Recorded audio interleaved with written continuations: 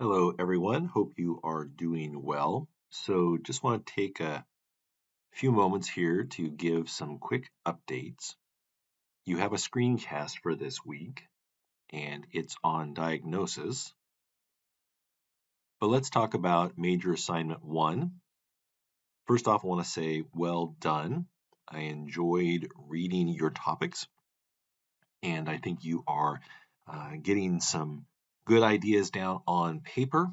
And if you like your particular topic, I think you're going in the right direction. If you want to change, there's obviously time to do so, but maybe don't change until ARP number 2. Right now, I would recommend just kind of staying the course to complete major assignment number 2, the literature review. Now, I did have notes for most people. Some of those notes were simple grammar related things or appropriate sentence writing, like spelling out a number at the start of a sentence or using the spelled out form of a number below 10. I also had some comments on scientific writing, and I think this is an area, and I'll discuss with the PA faculty, this might be an area where we could do some modules in ARP number 2 to discuss scientific writing a little bit more. Scientific writing is always challenging, and trust me when I tell you that even people that do a lot of research get it wrong sometimes. I have been fortunate to serve on editorial boards, serve as a reviewer for different journals, and also to write a couple books. And I've had a lot of contributions. What I'm trying to get at is those contributors, sometimes the work that they've turned in has needed a lot of work to get it to the final stage, being ready for publication. And these are well-known people that have contributed greatly to the science of physical therapy. So it is a challenge. And that's one thing that your committee members are going to be able to help you with. That's one thing that I'll be able to help you with as we go out through this process. So try to avoid conversational types of language. Sometimes it feels natural to write the way that we may speak, but conversational types of language is something that should not be done within a scientific paper. Try to avoid opinions. And by opinions, sometimes those opinions may be things that are based in some sort of fact, or maybe it's like commonly accepted. But if you're going to have something that is opinion like, it should probably be cited. If I were to say, it's my opinion that people with chronic low back pain, if they just walked, they would get better. Like if I wrote something, people with chronic low back pain should just walk. Walking is going to make them feel better. That kind of comes off as an opinion, or it comes off as a non-cited or non-evidence-based statement. Instead, I should kind of rephrase that to state individuals with low back pain could benefit from participating in a walking program, period, and then citations. Then I can go on to state something to the effect, Smith et al. Reported individuals with chronic low back pain that had been lasting 1 year or more experienced a 5-point drop on the visual analog scale after participating in an 8-week walking program. So it's taking that original kind of opinion-like statement or non-evidence-based statement that I had made and then converting it into something that has evidence behind it. And that also kind of tempers the language a little bit, where the first one I said people should just go out and walk and they'll get better. This other one is people who participate in a walking program may get better. The word may is very important a lot of times because it identifies that some people get better, but maybe not all people get better. Also try to avoid overly enthusiastic language or overly enthusiastic descriptors. And that kind of ties in the same thing again, where what would be an example? I guess if I were to say the results of the study clearly demonstrated that the use of X, Y, and Z had tremendous impact upon health. Well, what's tremendous mean? And what's clearly mean? Right? This, you might start thinking, gosh, this sounds kind of like lawyer type of language, but people are going to have those questions during the peer review process. Instead, how do you temper things to just report the facts? Instead of having this kind of overly enthusiastic presentation, that's something that you could maybe talk about if you're being interviewed by the local news or if you were trying to make a sales pitch to somebody. Here you might say, the results of the study found that 95% of the individuals experienced X, Y, and Z, which was better than the minimal clinically important difference. The results demonstrate that the use of that drug is superior at improving X, Y, and Z compared to the prior standard treatment. It is human to want to be enthusiastic. It is human to want to show excitement about something, but that doesn't have a place in scientific writing. Also try to avoid unnecessary text. So for example, and this was modeled in some of the example papers from prior classes, and so I tried to highlight these to those of you who were doing it, but it's something we're going to try to move away from. So for example, if you were to write something like another study that was performed by Smith et al., published in the paper titled The Changes in Growth Over an 18-Month Period, well, we don't need that another study was performed, and we don't need the title of the article. Many times we don't need the year of publication of that article. Rather, get right to it. Smith et al. Conducted a randomized controlled trial, or you could potentially have some meaningful text that provides an understanding to the problem. So, for example, the standard of practice since 1960 was to do X for condition X. However, it is unknown if Y can reduce symptoms. Smith et al. Conducted a randomized control trial to determine if Y is better than X at treating condition A. So now I had a question in the email, major assignment 1 versus major assignment 2. How are they different? Well, major assignment 1, that was focusing on your PICO and developing your potential research topic. And Within that, I wanted you to discuss relevant papers. So even though we kind of established a PICO early on, it's not till week 9 or 10 that we turned things in. So it was a long period of time. That's okay. You had a lot of time then.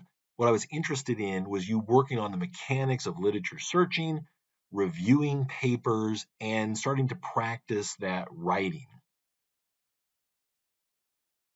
And it's important because, again, as we talked about earlier in the term, when you're working in the clinic, the PICO format is what is going to help you search for literature. So if you've got that patient scenario and this is going to happen all the time, you're not quite sure what to do or maybe what the best approach is, by writing out your PICO, that's going to help you think about, okay, what do I need to be doing to identify potential articles to answer my question? What we're going to be doing with major assignment number 2 is, again, that review of the literature. And so it may feel similar, and that's okay. But I want you to kind of build upon and modify what you had done previously. So we're not going to have that emphasis on the PICO, but rather we're going to have your introduction section. So I want you to expand upon. So some of you had some introduction sections and you were kind of talking about it in relation to your PICO. Let's build and develop that introduction section a little bit more. A lot of times, a paper will have 2 to 4 paragraphs related to the introduction. And I think I've got an example of that earlier in the term. You can look at any research paper, randomized controlled trial, even systematic reviews, and kind of see how they lay things out. And then I want you to do reviews of 5 articles. And again, many of you had those 5 articles last time, but, and I'll talk about this, let me come back to that in just a little bit. So just, keep in your mind here, little asterisks here for these reviews of the articles. Again, typical page limit is going to be about 5 to 8 pages, not including the references.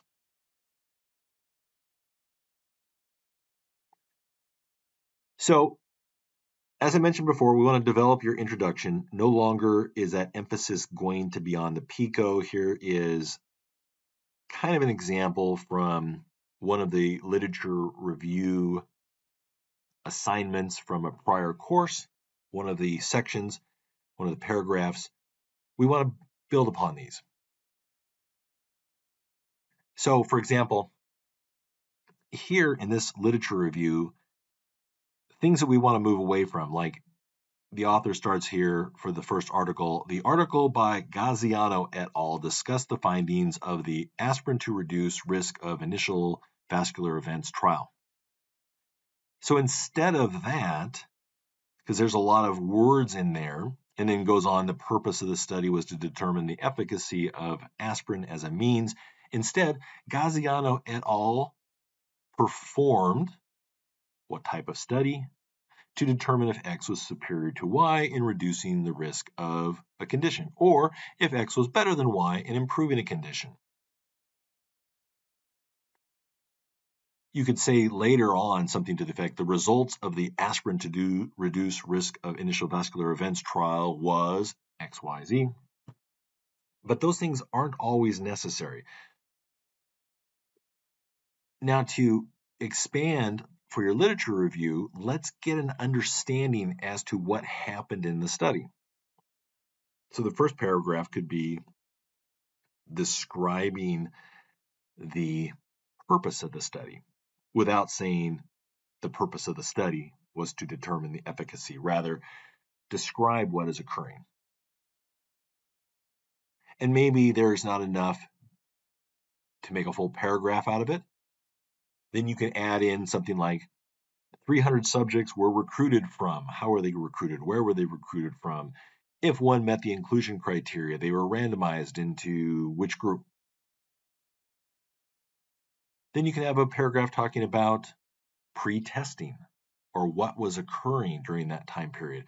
Prior to receiving treatment, all subjects had the following pretest performed. What was pretest A, pretest B, pretest C? So those might be things like blood pressure, A1C, stress levels, so mental health types of tests, whatever you can kind of imagine or whatever was done, that's how you could talk about those things. And you could even go into a little bit like everybody knows what blood pressure is, everybody knows what A1C is, things like that, but you might want to expand and say the mental health questionnaire is a reliable and valid pen and paper test to determine severity of depression symptoms. Something like that gives a little bit more information about it. Then you could say those in the treatment group received X, Y, and Z, whereas those randomized to the control group only received X and Y. And then you can have your last paragraph. After 8 weeks, post-tests were repeated. Those in the experimental group experienced statistically significant XYZ, and then kind of go on and maybe even discuss how the authors or why the authors felt like changes occurred or did not occur. Right? Gaziano et al. Found that blood pressure was improved with treatment X over treatment Y. It was hypothesized that this treatment was better because of X, Y, and Z. So there you'd have one article done. You want to do that for 5 articles. Now, when writing your literature review, again, focus on original sources. Now, some of you used systematic reviews or literature reviews as articles within your PICO.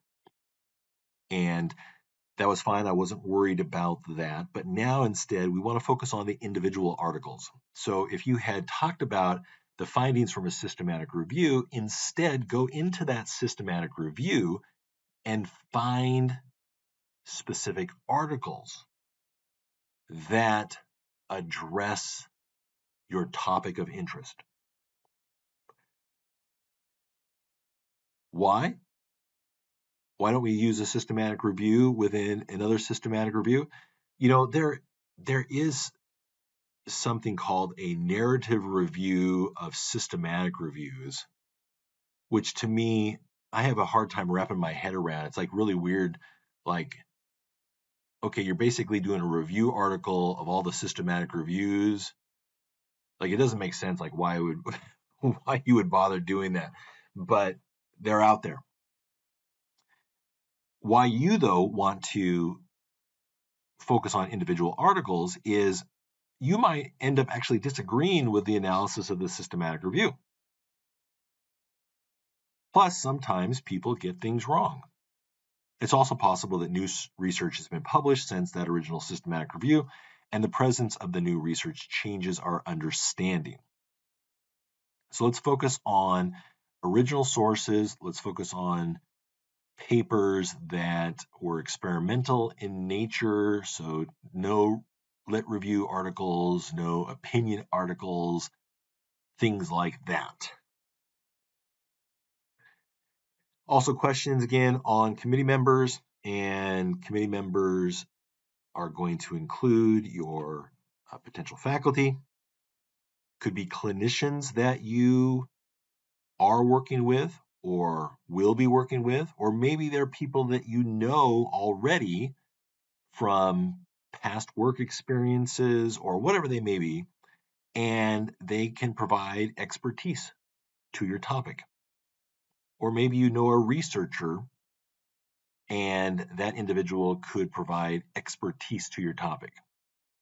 So to kind of throw out an example here, let's say I was doing something in the athletic training world related to concussions. And obviously athletic trainers, they're frontline healthcare providers for the concussions that occur during sporting events. Well, if I was a student and I was wanting to do a dissertation on concussions, I might have, like a lot of athletic trainers, people that are either clinicians that are out there or the faculty that I'm taking my athletic training degree from, but there might be researchers that are really involved with things. So, for example, at George Fox, we have a member of the psychology department, Dr. Scott Burkhart, who does a lot of research with athletes that have been concussed. So he would be an example. That's kind of my long way of saying he would be an example that may be outside of my primary faculty, outside of the primary clinicians that I work with, but this would be a researcher or somebody with expert knowledge who I might know that I could ask to be part of that dissertation. All right, so no homework this week or no assignments. You're just progressing on writing major assignment number 2.